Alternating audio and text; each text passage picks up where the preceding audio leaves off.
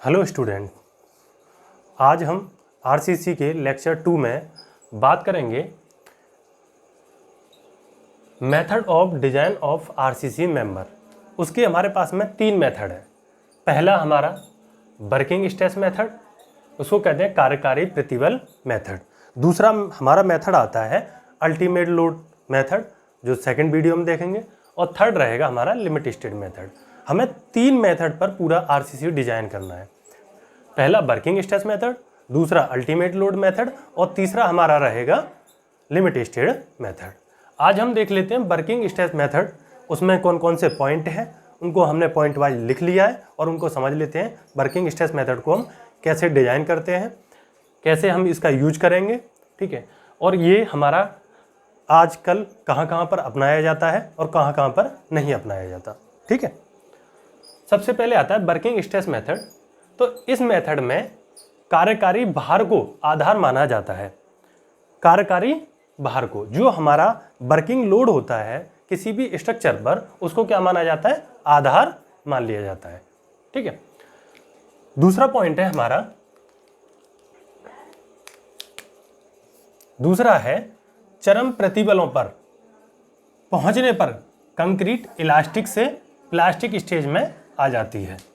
चरम प्रतिबलों पर पहुंचने मतलब अल्टीमेट स्ट्रेस पर पहुंचने पर जो कंक्रीट है हमारी इलास्टिक से प्लास्टिक स्टेज में आ जाती है। दूसरा पॉइंट है, तीसरा पॉइंट है हमारा प्रत्यास्थ सीमा के भीतर। प्रत्यास्थ सीमा क्या होती है? यहाँ पर हमने एक फिगर बनाया है। ये हमारा माइल्ड स्टील के लिए कर्व है, ठीक है, जो हुक के नियम पर आधारित है। यहाँ से हमारे 0 या O से हमारा A तक, इसको इलास्टिक लिमिट बोला जाता है, जो हुक के नियम का पालन करती है। हुक का नियम क्या कहता है? जो प्रतिबल है वो विकृति के सीधा समानुपाती होती है।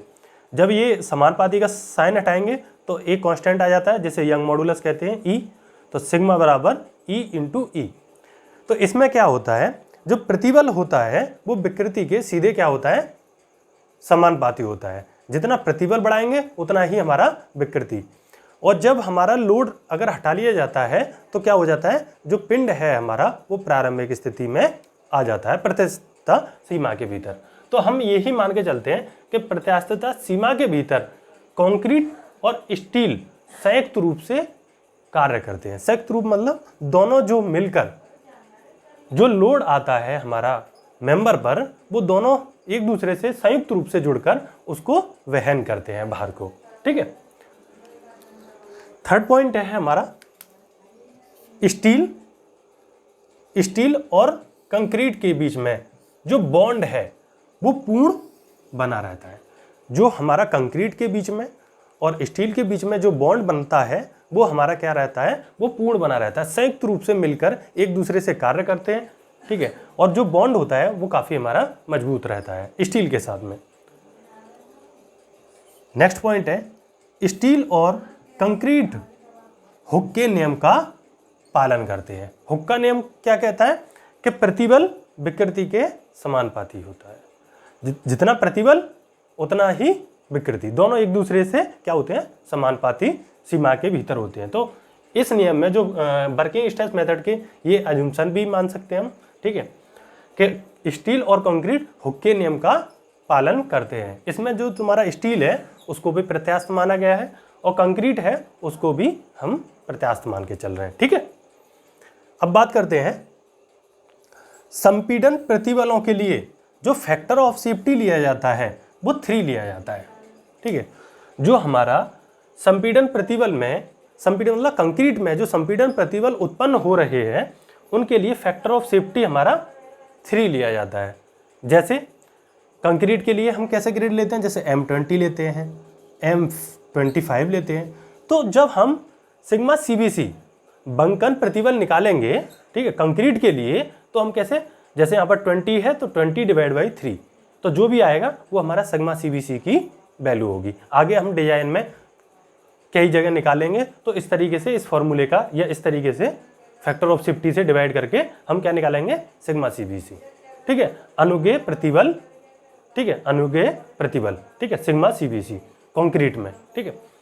उसी प्रकार हमारा इस्पात के लिए तथा इस्पात के लिए बंकन में तनन प्रतिबलों के लिए जो फैक्टर ऑफ सेफ्टी लिया जाता है वो कितना लिया जाता है 1.78। कितना लिया जाता है 1.78।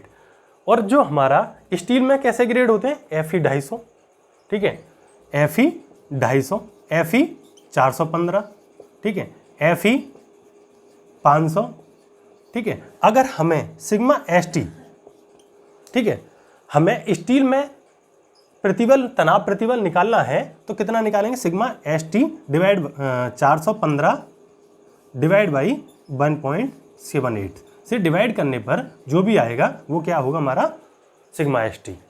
तनन प्रतिबल होगा किसमें स्टील में, अनुगेय तनन प्रतिबल किसमें स्टील में। तो इस तरीके से निकालेंगे। कंक्रीट में सिग्मा CBCA के लिए 20/3 इस तरीके से निकालेंगे, ठीक है, 3 से डिवाइड कर दिया जाएगा, फैक्टर ऑफ सेफ्टी लेके चलेंगे, इसमें दिखाया हमने, ठीक है, इस तरीके से हम लेके चलेंगे, ठीक है। ये हमने एक माइल्ड स्टील के लिए ग्राफ बनाया है, ठीक है। तो ये क्या है वर्किंग स्ट्रेस मेथड, कार्यकारी प्रतिबल मेथड। अब ये जो मेथड है वो हमारा जो IS 456-2000 है उसके अनुसार इसमें काफ़ी दोष थे। दोष में एक तो सबसे पहला दोष यहाँ पर उत्पन्न होता है कि यहाँ पर हम जो फैक्टर ऑफ सेफ्टी लेते हैं वो प्रतिबलों के लिए लेते हैं। जैसे यहाँ पे हमने सिग्मा CBC प्रतिबल लिया है तो जो फैक्टर ऑफ सेफ्टी लेते हैं हम किस में लेते हैं प्रतिबलों में, जबकि फैक्टर ऑफ सेफ्टी हमें किस में लेना चाहिए लोड में, जो कार्यकारी वर्किंग लोड है उसमें लेना चाहिए। बट हम फैक्टर ऑफ सेफ्टी किस में ले रहे हैं प्रतिबल में। जब लोड लगता है तो एक्चुअल प्रतिबलों को कैलकुलेट करना काफ़ी मुश्किल होता है, इसलिए इस वर्किंग स्ट्रेस मेथड का ये दोष भी है, ठीक है। और दोष आ जाते हैं हमारा, सबसे पहले ये थोड़ा अनइकोनॉमिकल रहता है, ठीक है। इसमें हमारा फैक्टर ऑफ सेफ्टी अगर प्रतिबलों के लिए भी हम 3 गुना मान के चल रहे हैं, ठीक है, तो ये क्या रहता है एक ओवर सेफ हो जाता है और ज़्यादा सेफ हो जाता है। तो हम क्या कर रहे हैं तो हमारा वो अनइकोनॉमिकल हो जाता है, ठीक है। बट हमारे अभी भी ऐसी जगह हैं जहाँ पर हम जैसे हम टैंक का डिज़ाइन करते हैं उसमें हम वर्किंग स्ट्रेस मेथड ही अपनाते हैं। जब हम बांध या डैम का डिज़ाइन करते हैं तब भी हम वर्किंग स्ट्रेस मेथड अपनाते हैं। बट ज़्यादातर जो बिल्डिंग अब बना रहे हैं हम, जो मॉडर्न बिल्डिंग बन रही है वो सब में हम लिमिट स्टेट मेथड के हिसाब से हम डिज़ाइन करते हैं, ठीक है। और भी इसके दोष हैं, ठीक है। दोष में एक आ जाता है जो कंक्रीट है, यहाँ पर कंक्रीट जो है वो पूर्णतः प्रत्यास्थ माना गया है, ठीक है। कंक्रीट को प्रत्यास्थ माना गया है, पूर्णतः प्रत्यास्थ मतलब एक इलास्टिक मटेरियल माना गया है। इलास्टिक मटेरियल का मतलब अगर हम इसको खींचें फिर उसको छोड़ दें तो दोबारा वो अपनी स्थिति में आ जाएगा, बट ऐसा नहीं होता। कंक्रीट हमारा इलास्टिक नहीं होता है, वो हमारा क्या होता है ब्रिटल मटेरियल होता है, ठीक है। तो इसमें हमारा जो कंक्रीट है वो इलास्टिक माना गया है, परंतु ऐसा होता नहीं है, ठीक है। एक और अजम्पशन है स्टील और कंक्रीट दोनों क्या होता है वो प्रत्यास्थता मतलब इलास्टिक का नियम का पालन करते हैं, बट ऐसा होता नहीं है। तो ये भी एक दोष रहता है, ठीक है। तो इस तरीके से हमारे वर्किंग स्ट्रेस मेथड में हमारे कुछ गुण और दोष हैं। आज हम कुछ जगह पर हम वर्किंग स्ट्रेस मेथड का यूज करते हैं और कुछ जगह पर नहीं करते हैं, ठीक है। तो उनको हम आगे समझेंगे। लेकिन हमारा जो सिलेबस है उसमें हम जैसे बीम का डिज़ाइन करेंगे, कॉलम का डिज़ाइन करेंगे, ठीक है, और हमारा फुटिंग का डिज़ाइन। तो कहीं कहीं पर अभी हमारा जो पैटर्न है, जो हमारा सिलेबस है उसमें वर्किंग स्ट्रेस मेथड भी है और लिमिट स्टेट मेथड भी है, दोनों को हम देखेंगे, ठीक है।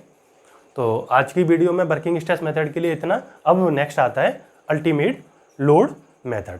तो सबसे पहले मैं आपसे बस एक बात कहना चाहूँगा कि आप चैनल से जुड़ें और लगातार पूरी वीडियो देखें। देखो पूरी वीडियो देखने से और जो थंबनेल होता है उसको भी आप दबाएं, जो लाइक का बटन होता है, और बेल आइकन को जरूर दबाएं जिससे आपके पास में वो नोटिफिकेशन आए, ठीक है।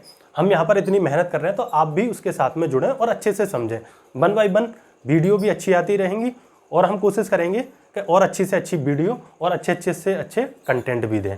तो आपको बस उसमें बैठ के आपको नोट्स भी बनाना है, धीमे धीमे हम सारी चीज़ों को डिस्कस करेंगे।